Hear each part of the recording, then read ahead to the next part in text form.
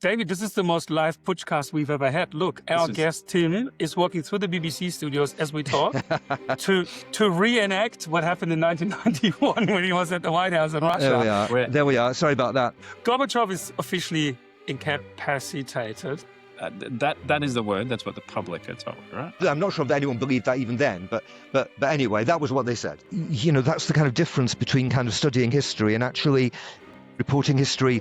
You know, as it happens, Soviet TV was stopped, and they simply went over to showing ballet, to showing Swan Lake, which is what, you know, traditionally Soviet TV has always done, you know, in moments of not really knowing what they were meant to be saying. Yeltsin could have gone the other way. Yeltsin could have just sat back and let those old Soviets fight it out among themselves. I don't agree with that at all. I don't think for a minute that Yeltsin could have sat back. This was a mortal danger to Yeltsin and everything that Yeltsin stood for. If this had succeeded, sure, they didn't manage to nab him. He would have been absolutely in the firing line, as it were, you know, metaphorically speaking. You know, had the coup succeeded, Yeltsin would have been over.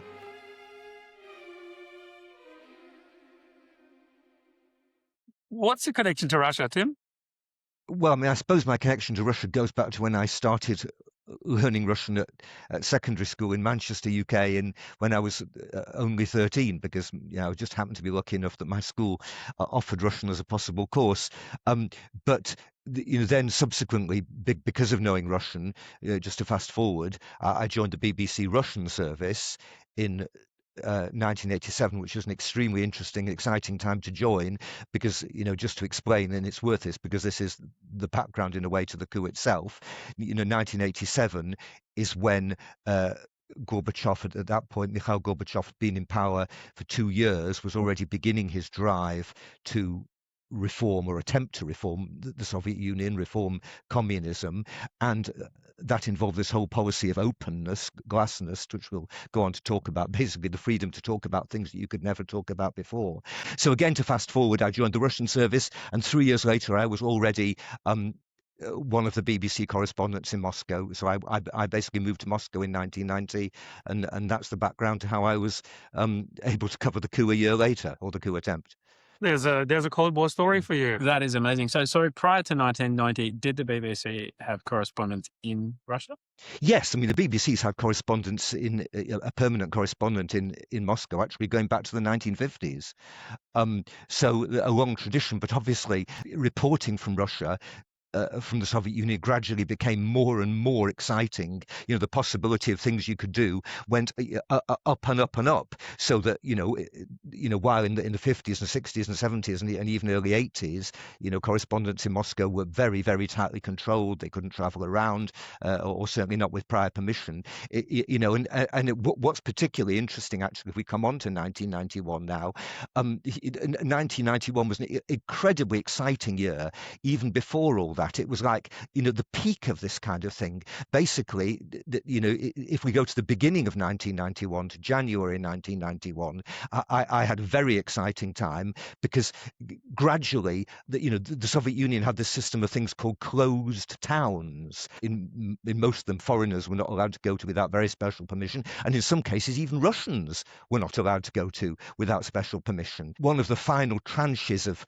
closed towns which were opened at the very beginning of 1991. So, for example, in January 1991, I went on a reporting trip to this place called Kaliningrad, which is the very, very furthest west part of the entire Soviet Union. It's actually so far west that it's separated from the rest of the Soviet Union and now Russia, but because it used to be, until the Second World War, a part of Germany. So that was very much a closed town. And I was called back from that trip because of the attack by hardliners in Lithuania, which we now see in subsequently was the first harbinger of the coup that would come in August.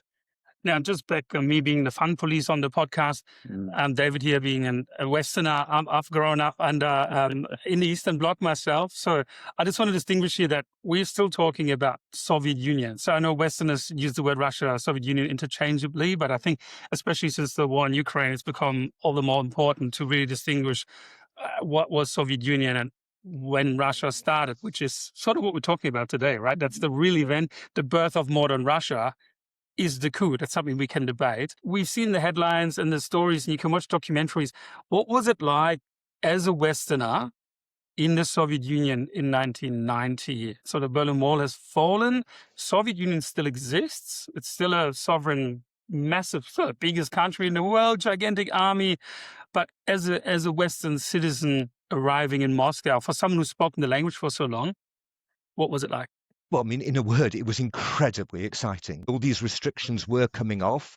So we suddenly had the ability to travel all across this, this gigantic, country with its 11, 12 time zones. I went to Siberia. I went all over the place in the first year that I was there. So there was that. And also just, there were huge queues at newspaper kiosks because suddenly with this policy of, Gorbachev's policy of glasnost, suddenly all these things, all these chapters of history that could never be mentioned before, stories about these could now appear in print for the first time. So in this period, in the very late 80s, the very beginning of the 90s, people were literally, magazines, newspapers were flying off the flying out of the kiosks, like hotcakes, because all this stuff that people hadn't been able to read, they could read. So that's on the one side. But on the other side, of course, economically, glasnost, openness was one of the two twin legs of Gorbachev's policy. The other one was this thing called perestroika, restructuring,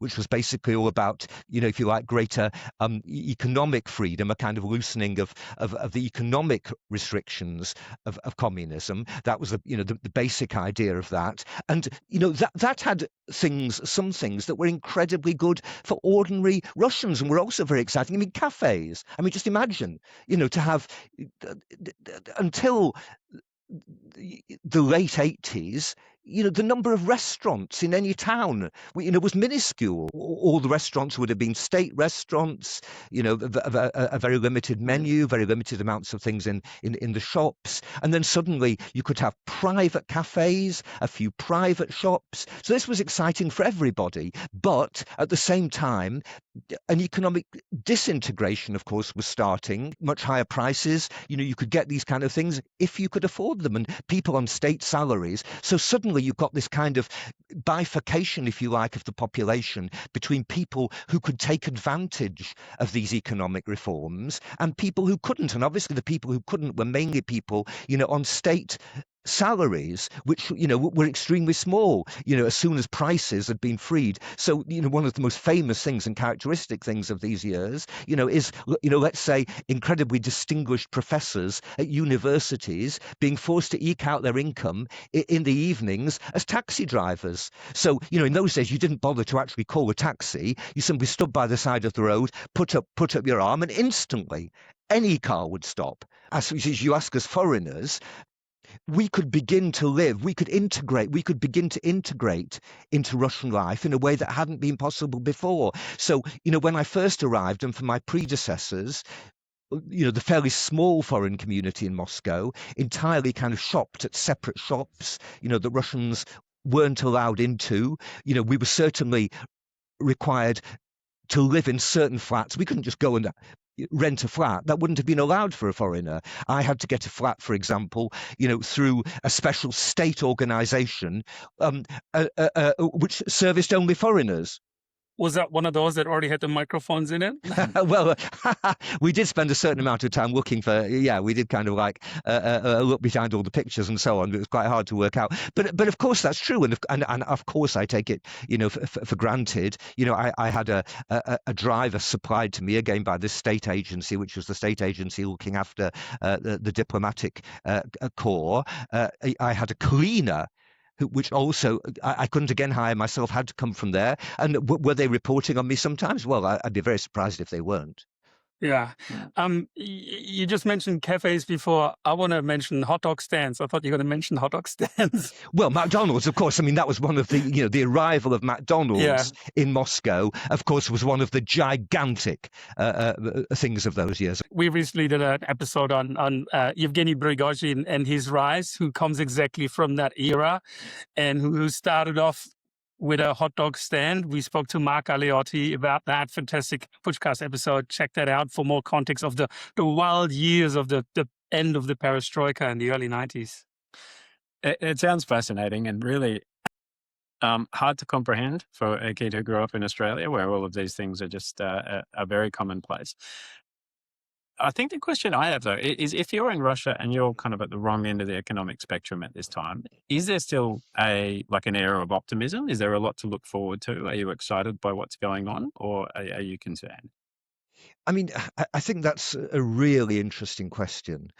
And I think for a lot of people, a tipping point was exactly maybe beginning to be reached at this point between all the original hopes, engendered by Gorbachev's reforms, and people really beginning to despair about whether it would actually lead them to a better life or not. I think in retrospect, people exaggerate this now.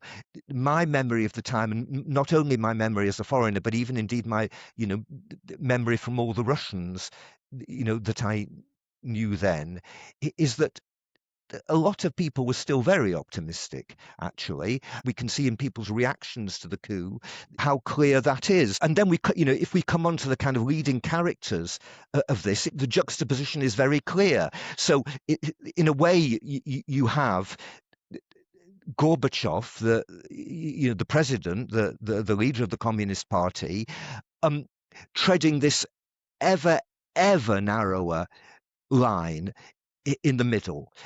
So on one side, you've got the people who would go on, to lead the coup attempt, and obviously a certain amount of public opinion behind them, who thought the reforms had gone much too far and wanted to go back. And on the other side, the people that thought Gorbachev wasn't going fast enough and everything should be much faster towards reform. And obviously their leader was Boris Yeltsin.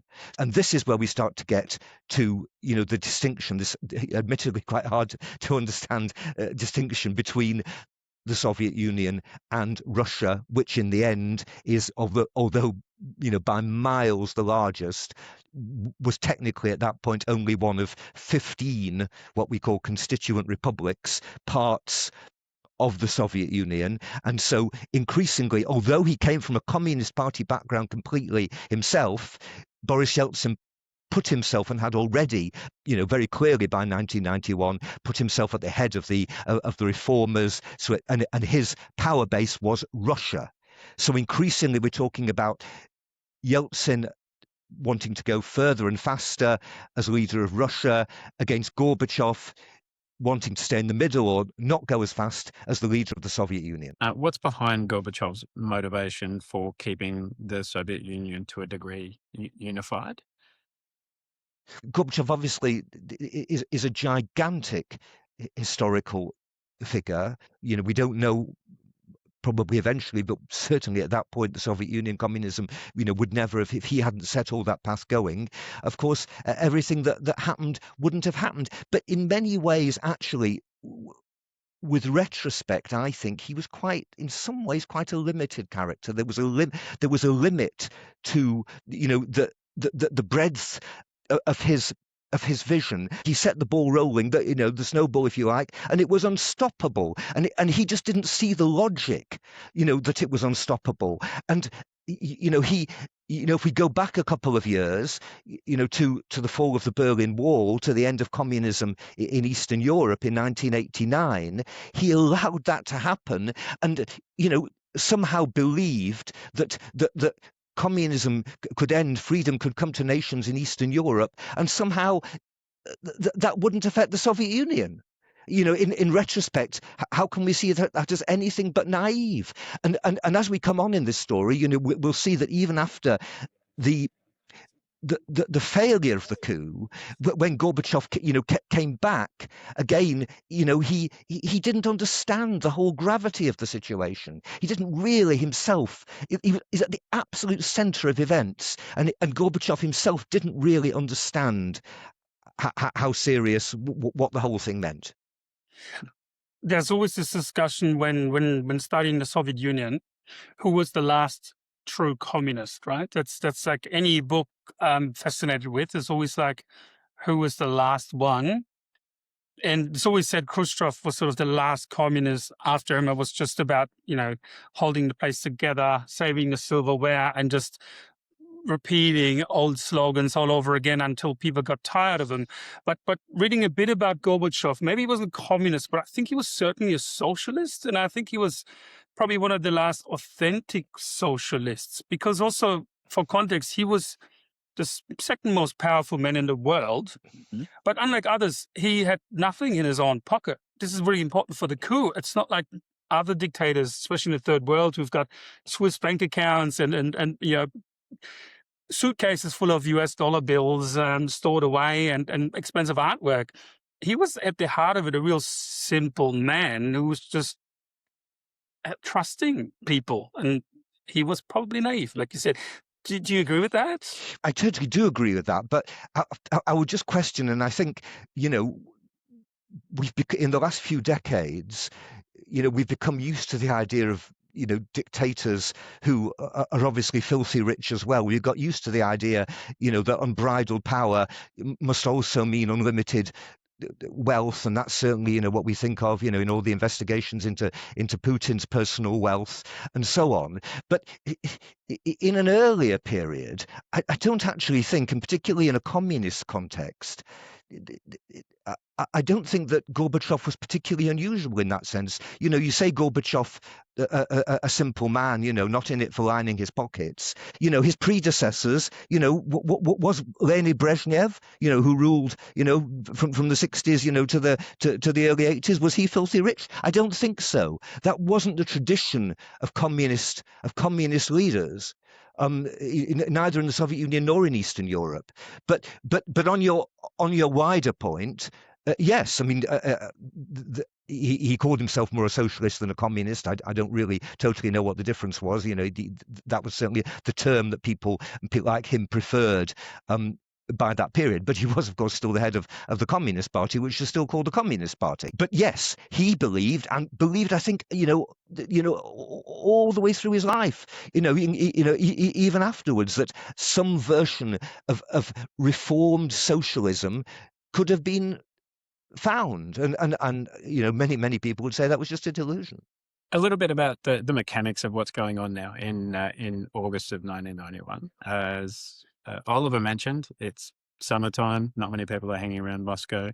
Gorbachev himself is at his summer house on the Crimean Peninsula, which I have read he was a little bit shy about because I think it was a pretty serious holiday house. But what is going down at this point in time? Where are the main players in the coup? And I guess, what is it that triggers this event? What are the lead-up activities?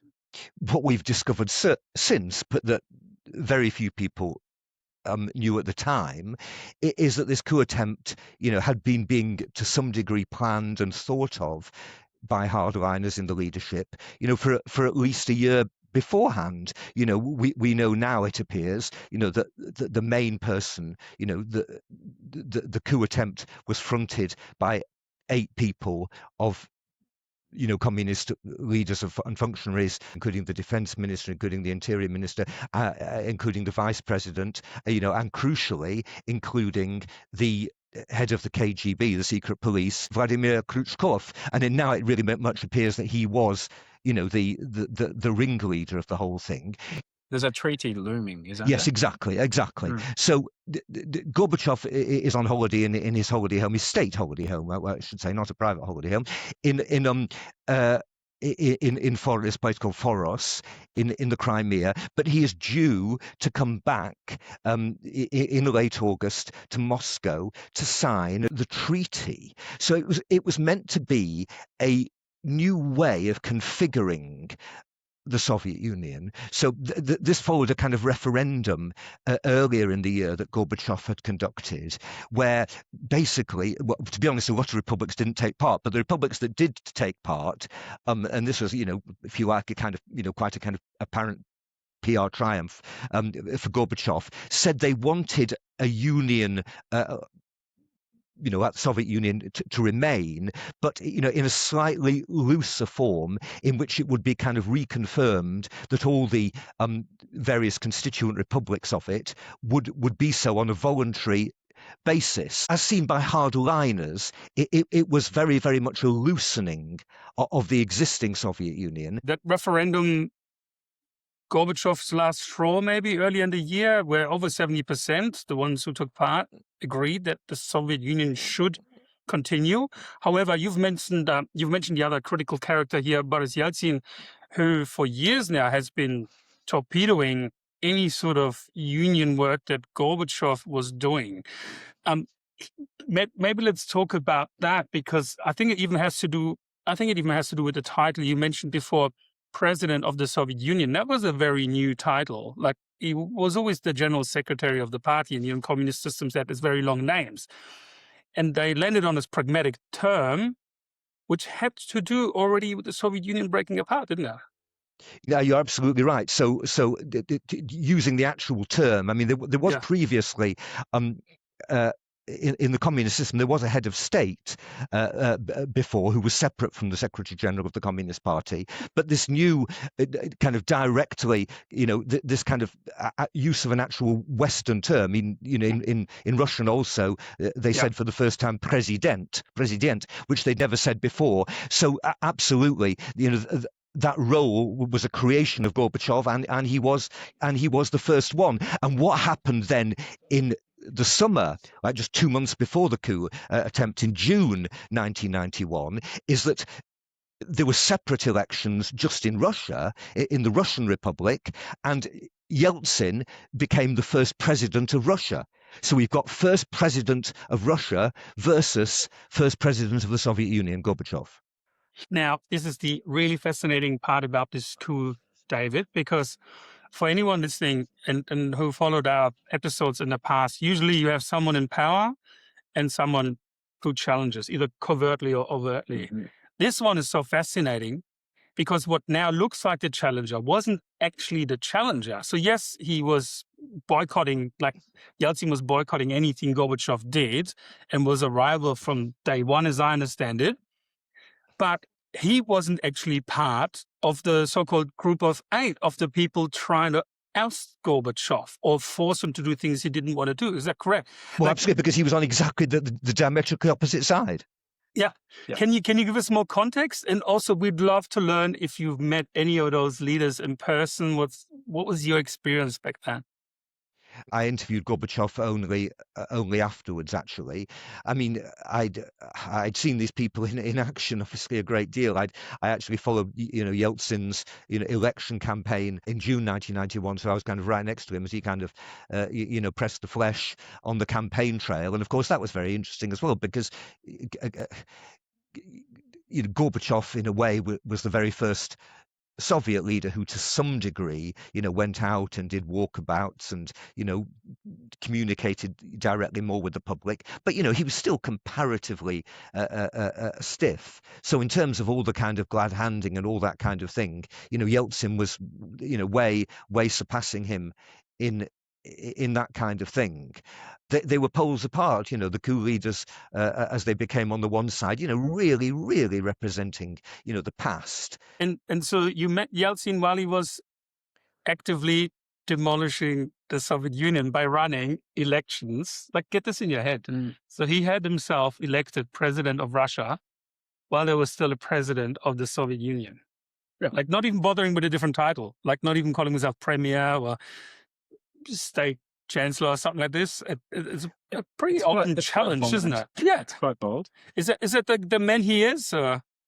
I mean, of course, he was an extraordinary character, very, very kind of bluff, very, very headstrong, very, very unpredictable, and that's why he was obviously immensely popular, and that's why he could become the head of resistance when after the coup began. That's how he could become head of the resistance to the coup. But again, very important to stress, Yeltsin himself had been, a Communist Party first secretary of a province. He'd come up the absolute standard Communist Party line himself, and then he broke away. But I should also say that the logic of the time then was that republics, Gorbachev was not against all the republics electing their own leaders. In theory, that was part of the logic of Gorbachev's own reforms. But obviously, Yeltsin then took advantage of that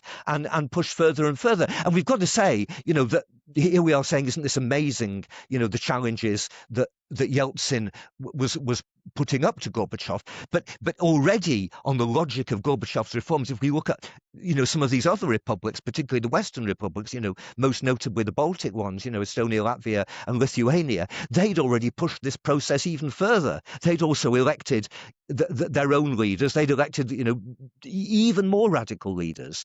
I've got to cross promote again. Sorry. So we talked about the Yevgeny Prigozhin episode. We also did an episode with Tom DeVal, an old colleague of yours, more or less, I think. I know Tom. Very nice guy. Yeah, I know Tom. Also British, also learned Russian in school and fascinated with the country and an expert on the Caucasus. And he talked to us about the breakaway region called Chechnya, which was one step too far for Russia. And he explained the context that Yeltsin was obviously pushing for cessation, really, and breaking away from the Soviet Union, and telling all other leaders, take as much liberty, independence as he can get, until it came back to bite him. When then the next level of republics down, the Chechens broke away.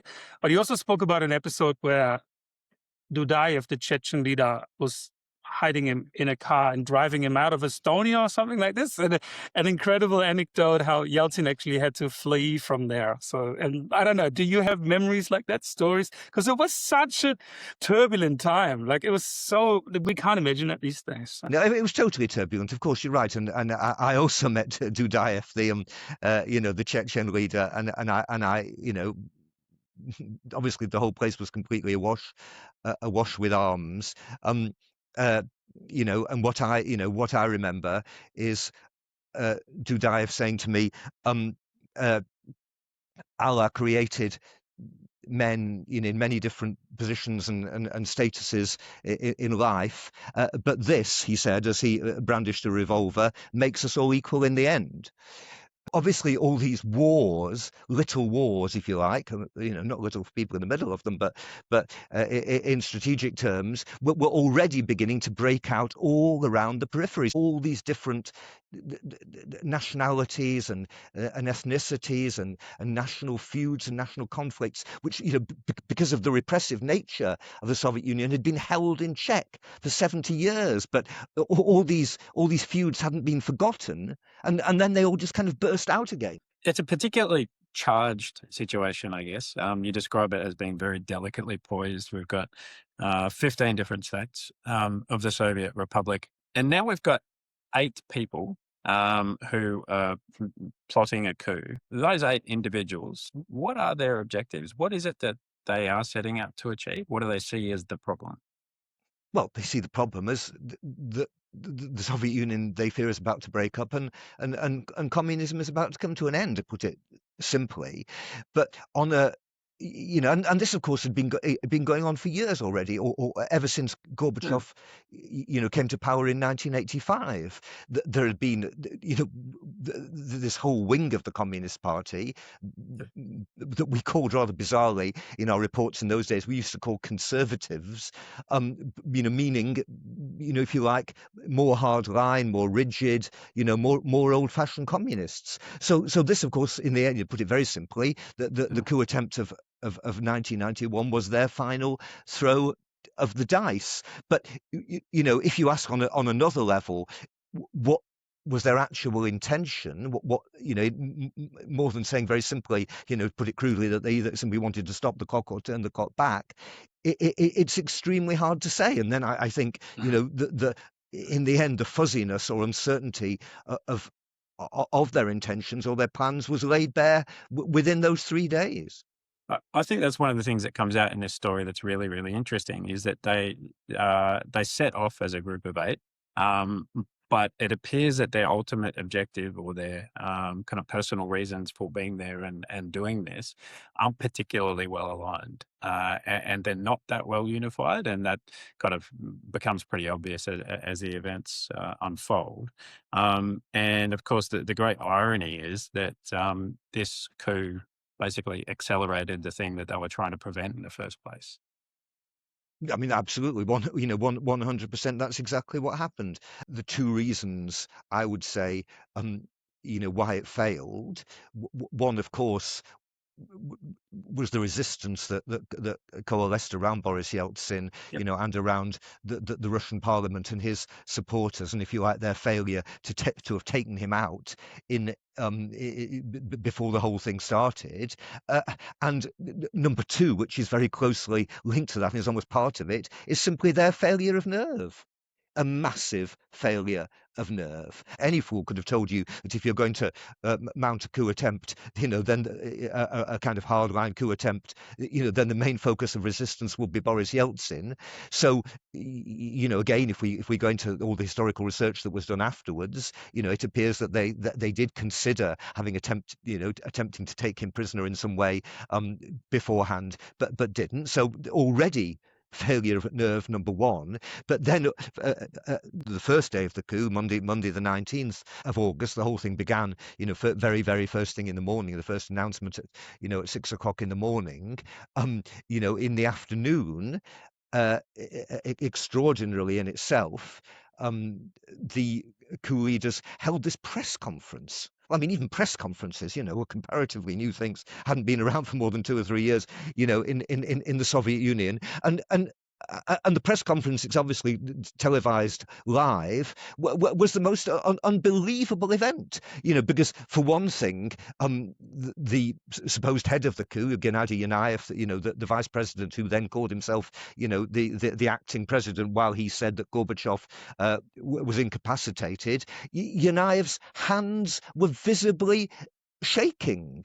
And the thing that Russians talked about more than anything else is that one of the TV news presenters asked directly at the coup leader sitting on the panel above, "You do realize, don't you, that this is a coup?" And even to be asking that question, and for that then to go out on live TV in itself almost indicated that the coup was doomed to failure. Yeah, I think it just shows the disconnect of those old men to the state the country was in. First of all, haven't they learned a lesson? Because the reason why the Berlin Wall fell is a press conference gone wrong, right? So that was literally a press conference, wrong statement was read out, and then the wall came down. So you might want to prepare and have your communications aligned and in order. But then to not be aware that this now liberated journalists who were, working under tight state control for so many years, plus I assume there was foreign journalists in the audience as well. Certainly, that they won't be asked questions like this. To not anticipate that is beyond me. That just, yeah. Were you there in the room? Or do you know someone who was? No, I mean, I spent the entire period of the coup, the 3 days, well, not quite 3 days, but certainly more than 48 hours from the immediately after the coup was from the first morning, the morning of the 19th, through until the middle afternoon of Wednesday the 21st, when the whole thing, was collapsing. I basically never left, the center of events, or the physical center of events, the White House, the Russian Parliament. I went straight there on the morning of the 19th and stayed there, barely sleeping, for 48 hours until the thing crumbled. So, there's huge numbers of things that subsequently became very famous, or were even famous at the time, that I never saw. But because I went out a bit in the evening, because all kinds of fires were built, bonfires, people stayed up all night, around the building, demonstrators started to gather. But I never went very far from the building, and that's partly for reasons of communication. When talking about way before the age of mobile phones, or anything at all like that, there were only, ordinary old-fashioned phones, and I had established myself in one office within this building, which was the office of a Russian MP, although he wasn't obviously there at that point. But I just kind of, if you like, along with other people, took over this office. I had a phone, and obviously there were all kinds of different statuses of phones then, but this was a kind of phone from which I could call the BBC office, where my colleagues were. That line to London we kept open for 48 hours. Because there was talk all the time about the possibility of cutting all communications with the outside, with the outside world, by the coup leaders, and we were afraid of that. I could never leave that phone for very long because, I thought once the phone's put down, the line may never ever be reestablished. Yeah. Well, and the building you're talking about is none other than the White House, and that's how we started the podcast. So not White House in Washington, the White House in Moscow, which is the counterpart to the Kremlin almost. So that's the parliamentary element of the Russian Republic, not the Soviet Union, correct? Yeah, no, that's exactly right, and that's why it was increasingly becoming a kind of power center. It was obviously, very, very different kind of building. I mean, obviously, the Kremlin's a kind of huge, great medieval fortress full of churches and cathedrals. David, this is the most live Putschcast we've ever had. Look, our guest Tim is walking through the BBC studios as we talk to reenact what happened in 1991 when he was at the White House in Russia. There we are. Sorry about that. Incredibly lucky to have Tim with us. Gorbachev is officially incapacitated. That is the word. That's what the public are told, right? But what happens? I don't think anyone believes that. But I mean, no. I'm not sure that anyone believed that even then. But anyway, that was what they said. He was still a fairly young man compared to our previous leaders. So he wasn't in his mid-80s. But then what happens next is classic coup. Like this is usually what happens, which is similar to what we heard with Ulbricht and Honecker. So the phones get disconnected, the black limos rock up. Gorbachev sits in his office, doesn't know what's going on, but doesn't let people in. How much did people know at the time, and what do we know now, Tim, of what happened at the very outset? We knew nothing, and they woke me up. The first thing they said is, how is Gorbachev? Is it true he's been taken ill? We hear he's been taken ill. I mean, that's really the kind of cart before the horse. I mean, because they just received, a news agency wire, with the very, very first proclamation of the coup that came at 6 o'clock in the morning. I hadn't even heard it. Of course, I was asleep. Who wouldn't be at 6 o'clock on a Monday morning? In the normal way of things. And of course, I had no idea what these people in London were talking about. I said, I'm sure, why would there be a problem over Gorbachev's health? I've got no idea what you're talking about. So, in the kind of way of correspondents, who'd been asleep, of course, in the middle of the night, I basically had to say, can I call you back in 5 minutes or 10 minutes? When I found out myself what the hell's going on.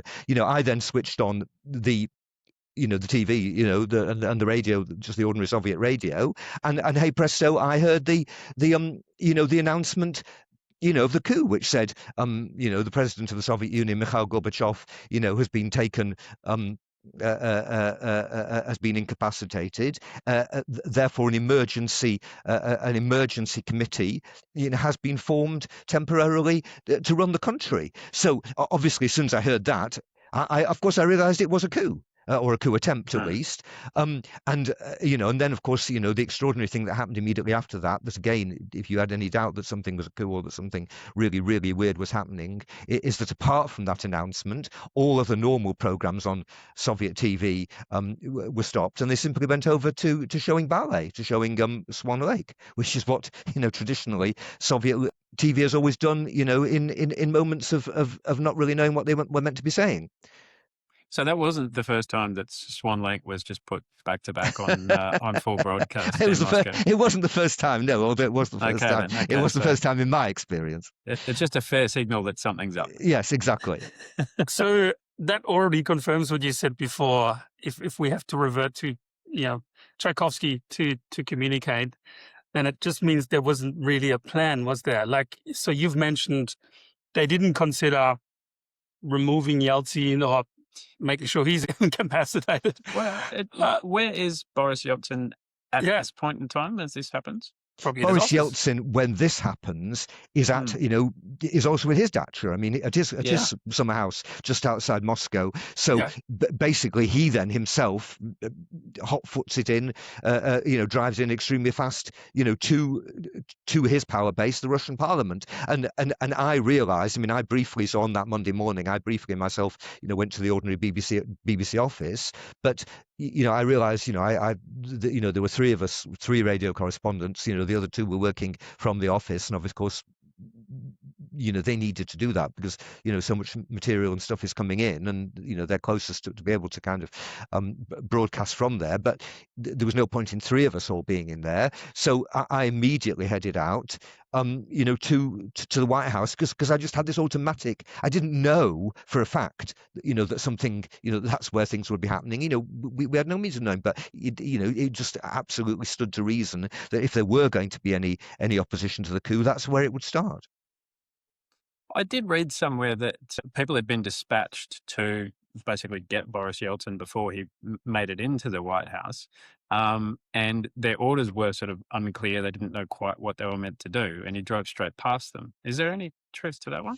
Well, that's that certainly is one of the versions that came out afterwards. But yes, but so, I just come back again. Failure of nerve. You're really saying the people that ran all the security services of the country, who were the coup leaders, are you really saying that they couldn't have nabbed Yeltsin beforehand if they'd wanted to? Surely they could.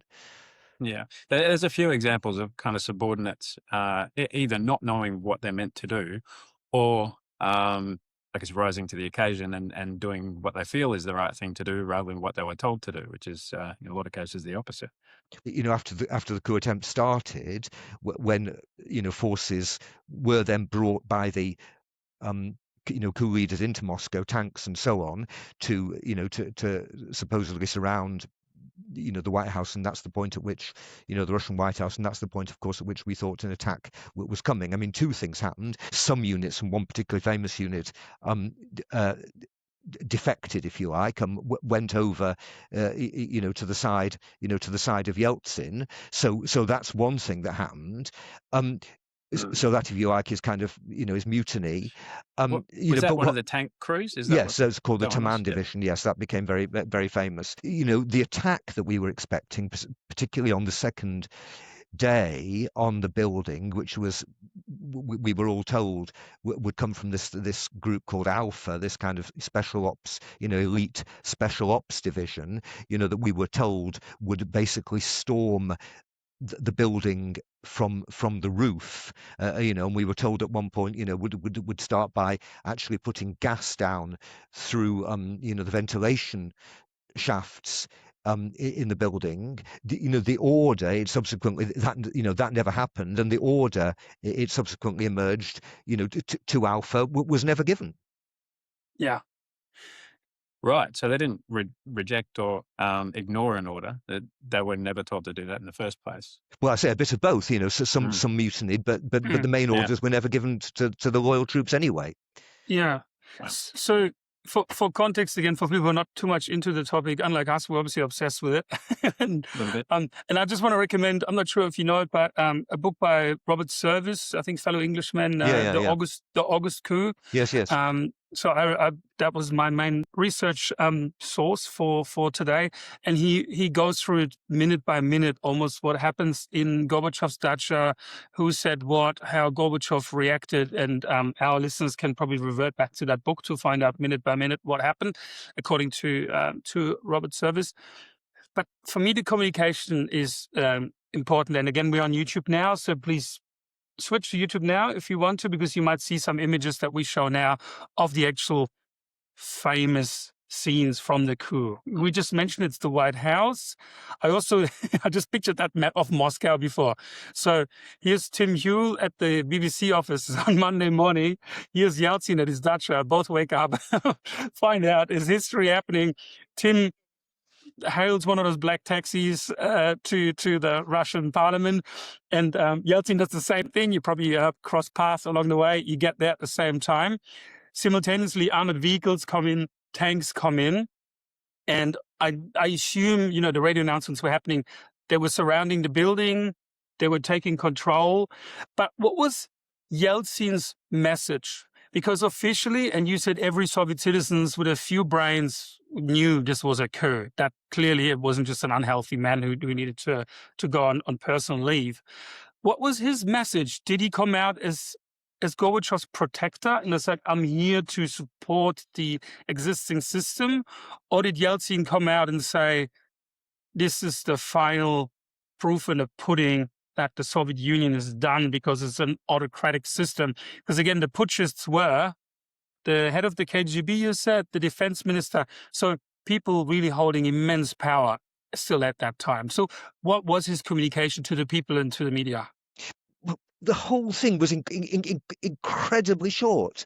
I mean, we've now had, more than 3 decades, since then to discuss it, to think about it. The thing lasted, less than 3 days. The thing lasted it came, completely out of the blue as far as, most people were concerned. Everything was unexpected. Everything was done on the hoof. There's no other way it could be done. So I don't think you can be expecting Yeltsin on the morning of the coup, completely out of the blue, to be pondering the entire future of the country. Yeltsin famously stood on a tank, one of the tanks, that had mutinied, that had defected, that had gone over to his side, and what he said was, do not obey the orders of the coup leader, of the coup leaders. The coup is illegal. It is a coup. Do not obey their orders. I think, that's as much, that's the clearest, most direct thing you could be expecting in those circumstances. He wasn't carving out a vision for the future of the country. Yeah, so he's not standing there kind of professing a strategy. It's well, really who's had time? I think you're just not. Yeah. I think you're not seeing the suddenness of all this. Who's had time for a strategy? We're talking now. 1:30 in the morning. The whole world. Is astonished.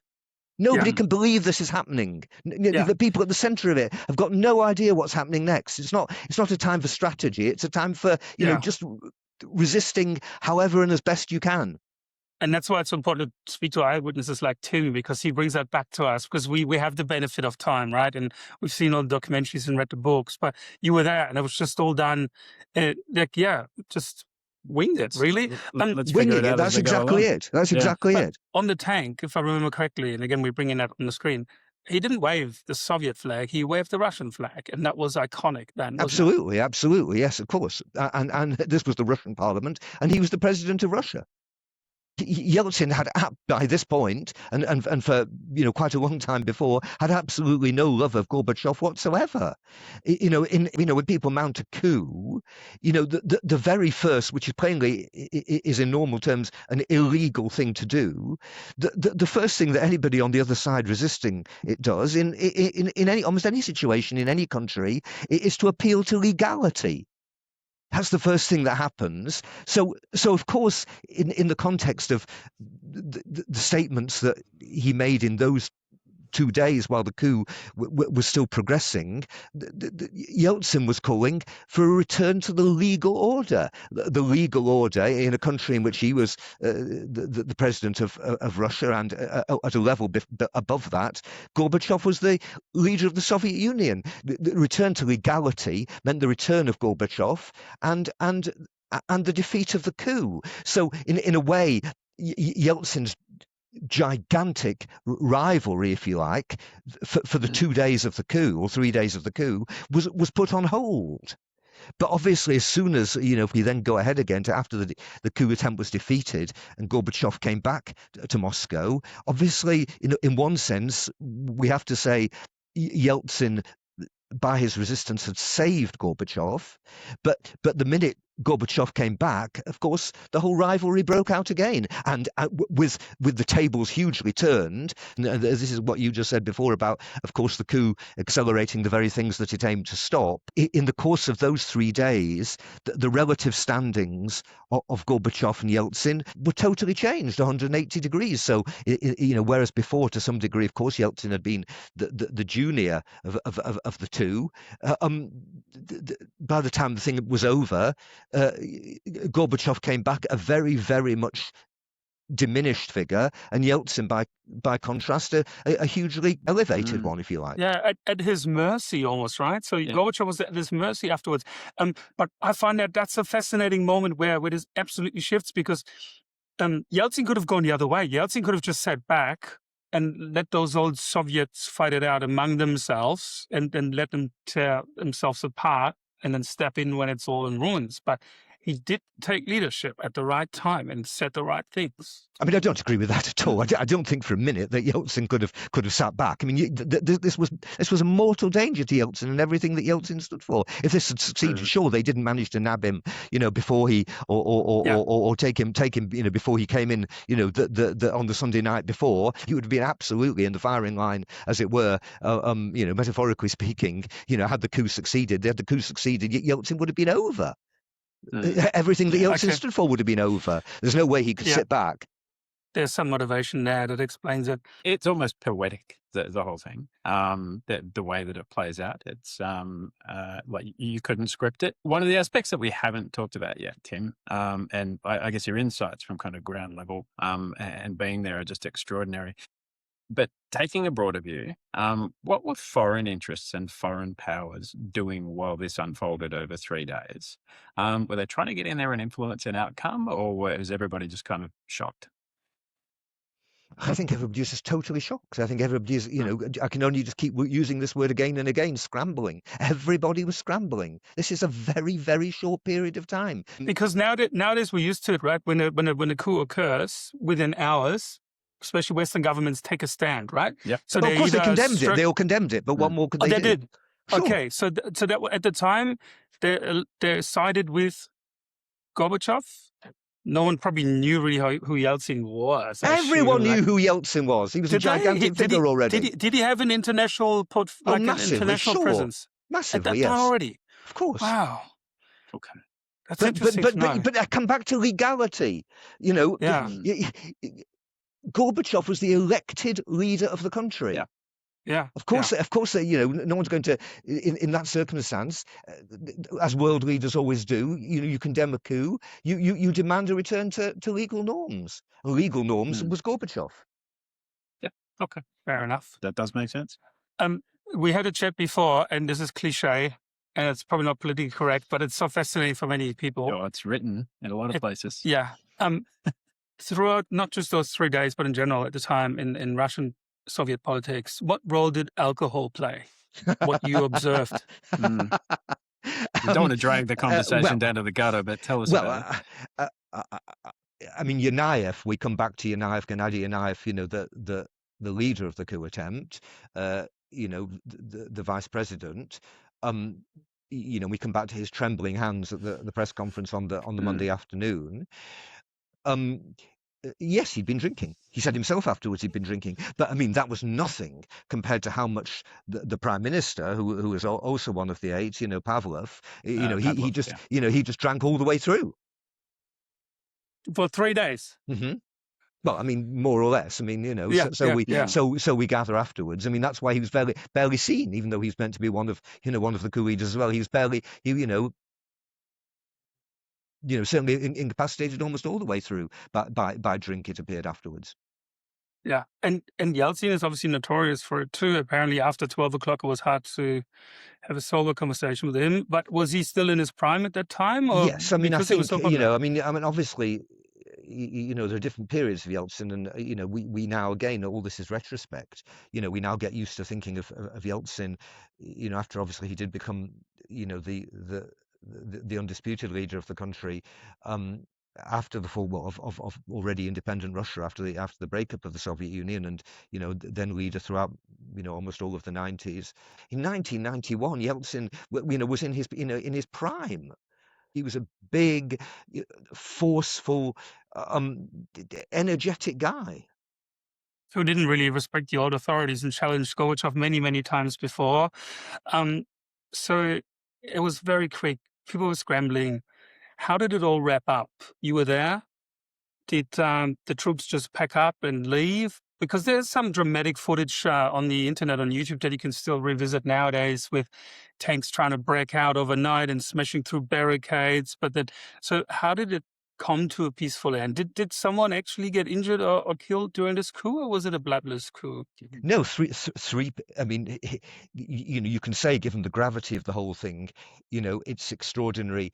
How few casualties there were, but 3 young men were killed. They were killed in the early hours of the Wednesday, the 21st, and then within hours of that, effectively, the whole thing ended. So it didn't. It kind of fizzled out. It crumbled in this very, very strange kind of way. And I came back yet again to this extraordinary thing about the lack of nerve.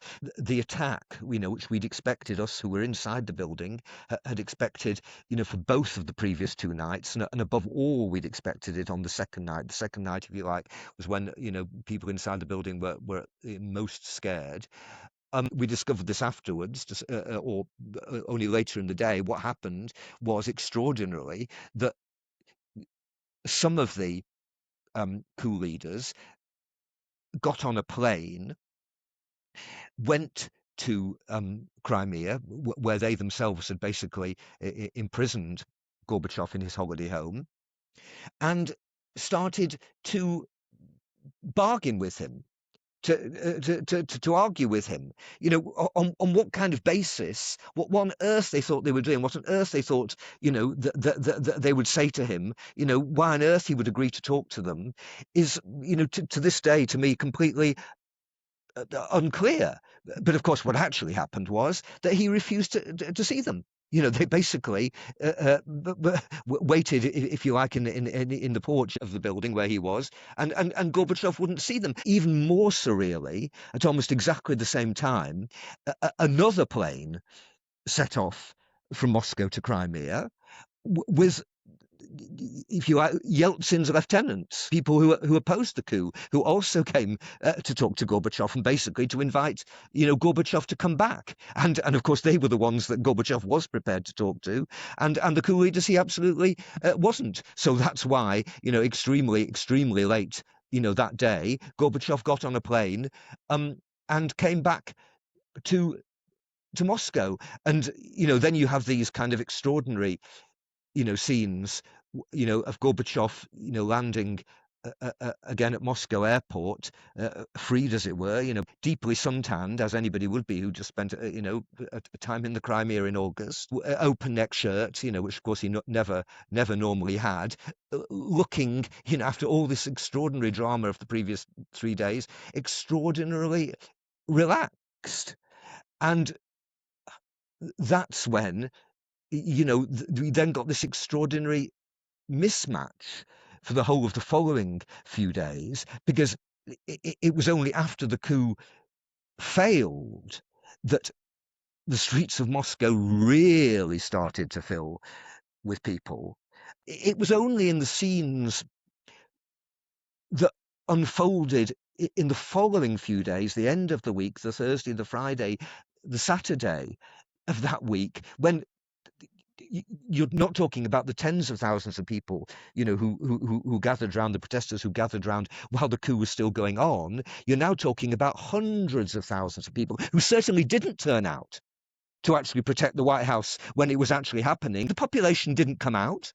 The population came out afterwards, after it had been defeated. And then we started to see, these extraordinary scenes, of which the most, if you like, symbolic, extraordinary of all was the toppling of the statue of the founder of the Soviet secret police, Felix Dzerzhinsky, who had this, enormous statue, outside the Lubyanka prison in the center, the KGB prison in the center of Moscow, and that statue was toppled. And again, we're used now to the whole idea of statues being toppled, of statues being toppled in the Soviet Union, of Saddam Hussein's, statue being toppled, all this kind of stuff. But statues were never toppled in the Soviet Union. That was unknown.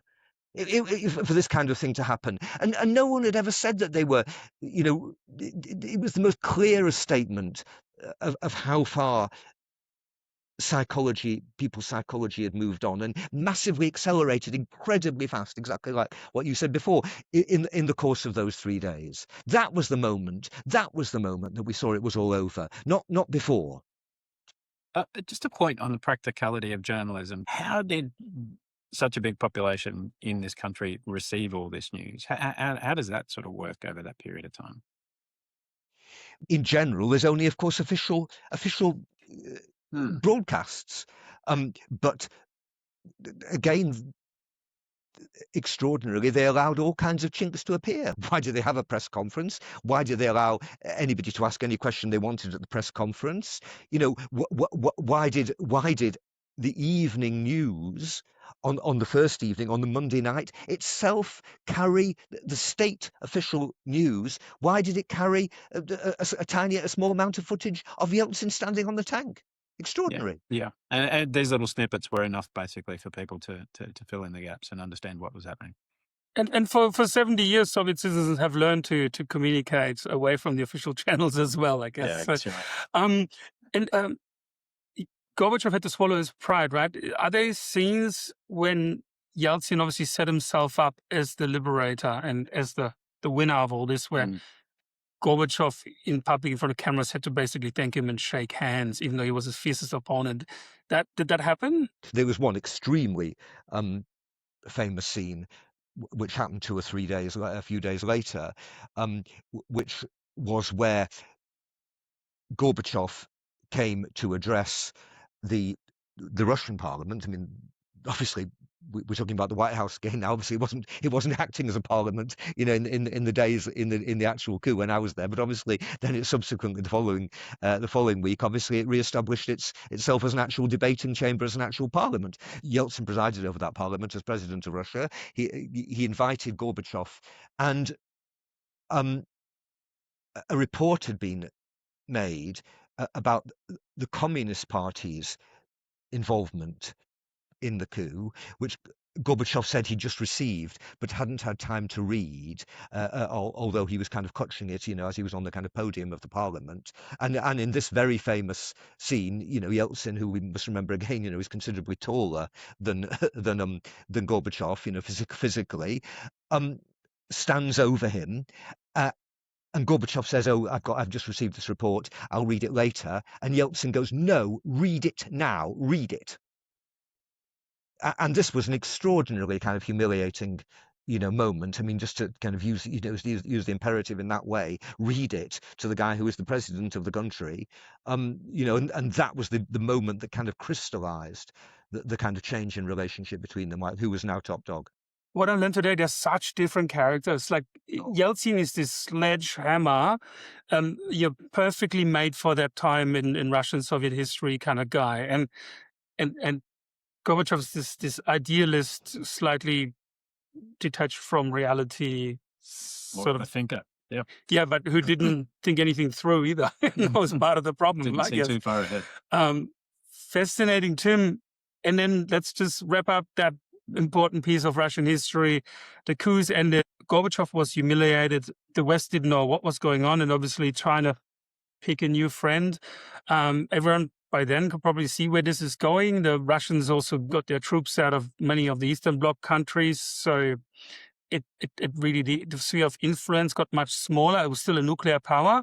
But then by Christmas that same year, 4 months later, it was all over. That's absolutely right. So basically, again, as you said, the whole thing accelerated the processes it was meant to avoid. So yes, by the end of that year, just over 4 months, 4 months later, the Soviet Union was completely over.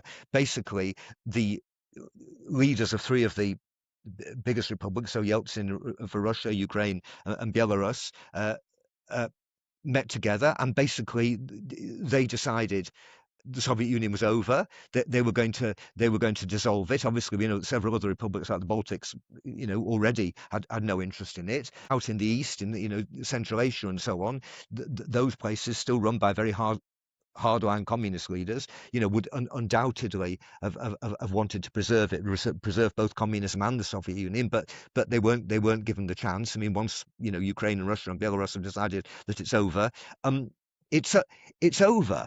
But I think there's one other really important thing to point out of all the things to me that happened in those 4 months, to show in a way that the world to some degree didn't understand, is that Ukraine voted for independence, and President Bush came to Kiev, to the Ukrainian capital, at the beginning of that winter, and gave a speech in reaction to what was going on, in which he talked about suicidal nationalism.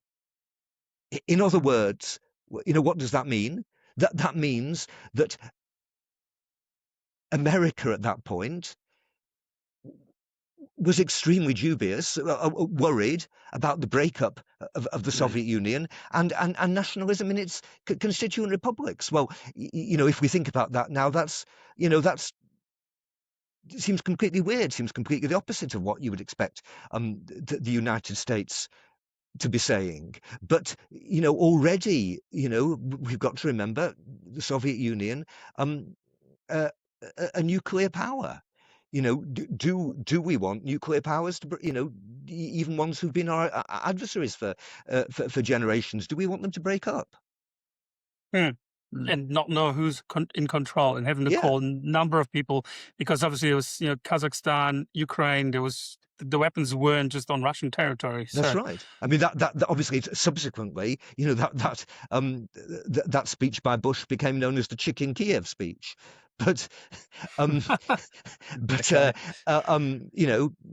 so obviously he was, obviously mocked for having done that even then. But that's nevertheless the kind of attitude that that some people in America were taking. Yeah, incredible. I want to thank you again. Do you have one last question for our guest, David?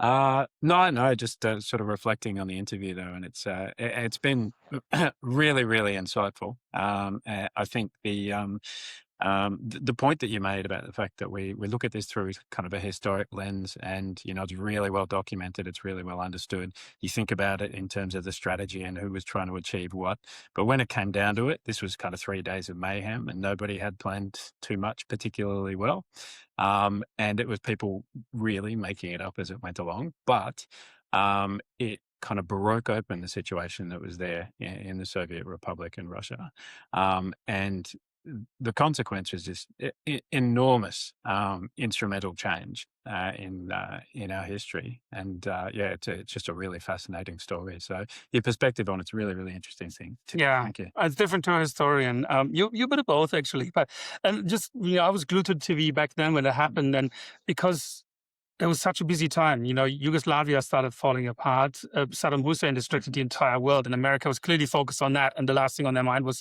having regional conflicts all around the Eastern Bloc, which, like you said earlier, little conflicts were breaking out on the periphery of the Soviet Union. But for us, it was living in Eastern Bloc. It was not set in stone what we know now. Like if the coup would have succeeded, if they would have had their act together, the history could have been very different. They could have reclaimed territories. They could have threatened the West, and that at the time was still on the brink, because it's happened a few times that you think something is set in stone, but it's actually not. And it comes down to drunk individuals. It's bizarre. My memory is much more naive than yours. I was a child at school, and I remember the world map on the wall of the classroom.